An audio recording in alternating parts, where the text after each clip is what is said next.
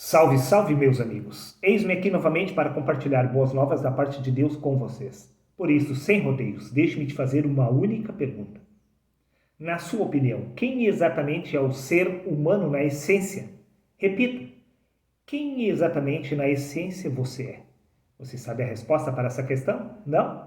Então me acompanhe justamente através da leitura do livro de Apocalipse, no capítulo 3, no versículo 12, aonde está escrito: Ao que vencer, lhe darei também o meu novo nome. Pergunta: ao que vencer exatamente o quê? O que exatamente nós teremos que derrotar para se tornar um vencedor? Resposta simples: a morte. Prova disto que no livro de 1 Coríntios capítulo 15, versículos 26, disse Paulo: ora, o último inimigo a ser destruído é a morte. Espera aí, mas o único que pode destruir a morte é Cristo. Prova disto que no livro de 2 Timóteo capítulo 1, versículo 10 está escrito: e que nesses dias se manifestou pelo aparecimento do nosso Salvador Jesus Cristo, que aniquilou a morte. Pergunta: se somente Cristo é capaz de derrotar a morte, quem exatamente você é? Pois está escrito que você pode se tornar um vencedor derrotando a morte. Então, novamente eu te pergunto, quem exatamente você é, se não o próprio Cristo, tendo uma experiência inconsciente através do corpo? Nisto podemos entender porque no livro de Colossenses capítulo 3, versículo 4 está escrito: quando Cristo, que é a nossa vida, se manifestar, então a morte será aniquilada. Repito, se Cristo é a nossa vida, podemos entender perfeitamente que é a nossa vida que destrói a morte, que é Cristo. Por isto, você precisa despertar da sua verdadeira identidade espiritual, pois você não é o corpo ou a personalidade do corpo, muito menos os pensamentos da carne, pois a sua própria vida é o próprio Cristo. Quando Cristo, que é a sua vida, se manifestar, você terá aniquilado a morte espiritual, pois humanamente falando você está muito bem vivo, mas espiritualmente falando você se encontra morto, pois se identificar através do corpo é a própria morte. Pense, meu amigo, raciocine, veja exatamente o que consta. No livro de Oséias, capítulo 13, versículo 4. Mas eu sou o Senhor teu Deus, desde a terra do Egito. Porquanto não adore nenhum outro Deus, além da minha pessoa, não há outro Salvador. Espera aí. Como assim? Além da minha pessoa, não há outro Salvador? Mas quem exatamente é a pessoa de Deus? Você sabe exatamente a resposta para esta questão? Quem é a pessoa de Deus? Você já parou para refletir sobre isso? Não? Então chegou o momento de você descobrir a verdade acerca da pessoa de Deus. Livro de Atos, capítulo 17, versículos 27 a 28, está escrito: para que buscassem ao Senhor, se porventura, tateando, o pudessem achar, ainda que não está longe de cada um de nós. Pois em Deus nós vivemos, nos movemos e existimos. Espera aí. Nós vivemos, nos movemos e existimos através deste corpo humano. Bingo! Que é a pessoa de Deus. Pois nós somos o templo de Deus aonde Deus habita. Disse Cristo: eis que estou convosco todos os dias, até a consumação dos séculos. Este corpo humano é a pessoa de Deus. Você não ficou convencido? Veja, então, o que consta no livro de Isaías, no capítulo 43, no versículo 11. Eu sou o Senhor, e fora de mim não há Salvador. Não existe Deus fora do homem, pois nós somos o templo de Deus, aonde Deus habita.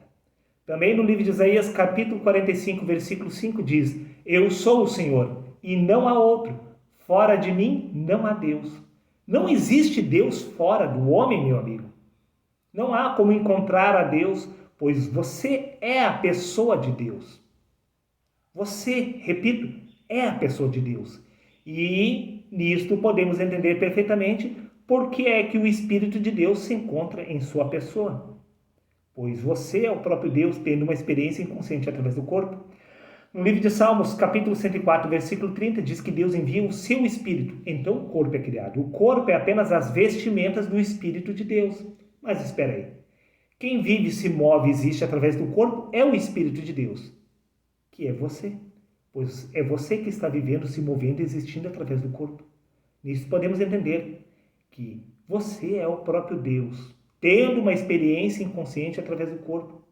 Por isso, repito, no livro de Colossenses capítulo 3, versículo 4 diz: quando Cristo, que é a sua verdadeira identidade, se manifestar, então a ilusão da morte terá sido derrotada, pois a morte é derrotada com o despertar do Espírito de Cristo na carne. Por isso que no livro de 1 Crônicas, capítulo 18, versículos 20, diz: Senhor, ninguém há como tu, e não há Deus fora de ti. Não existe Deus fora do homem. Pois, repito, nós somos o templo de Deus, aonde Deus habita. Disse Cristo: eis que estou convosco todos os dias. O que está com você todos os dias é o Espírito de Deus, que é a sua verdadeira identidade, pois você não é o corpo, senão o Espírito que está no corpo. E no livro de Efésios, capítulo 4, versículo 4, diz que há um só Espírito. O Espírito de Deus se desdobrando através de todos. Por isso que no Evangelho de Mateus, capítulo 28, versículos 20, diz: eis que estou convosco todos os dias, até o fim dos tempos. Também no livro de 1 Coríntios, capítulo 13, versículos 16 a 17, está escrito: não sabeis que sois o templo de Deus, que o Espírito de Deus habita em vós? O Espírito de Deus habita em você porque o seu corpo é a pessoa de Deus aqui na terra, meu amigo. Não existe Deus fora do homem. Por isso que no livro de Romanos, capítulo 10, versículos 6 a 8, está escrito: mas a justiça que é pela fé diz assim: não digas em teu coração quem subirá ao céu, isto é, para trazer Cristo do alto, mas que diz: a palavra, que é Cristo, que é o verbo, que é Deus, está junto de ti, na tua boca e no teu coração. Não existe Deus fora do homem. Por isso que o despertar do Espírito de Cristo na carne é o que derrota a morte. Você ainda não ficou convencido? Então eu sinto muito te afirmar que no Evangelho de João, capítulo 8, versículos 24, disse Cristo: por isso vos disse que morrereis em vossos pecados. Porque se não credes que eu sou, morrereis em vossos pecados. Se você não crer, se você não aceitar que você é a pessoa de Deus, que você é o próprio Espírito de Deus, dormindo na carne, você irá morrer em seus pecados. Pois quando o Verbo se fez carne, ele perdeu a sua auto-identidade espiritual através do corpo. Nisso podemos entender porque é necessário nascer de novo. Pois quando o Verbo se fez carne, ele se tornou apenas carne. Mas o que nasce do Espírito recupera a sua auto-identidade espiritual e desta forma está pronto e preparado para retornar ao lugar de onde primeiro saiu.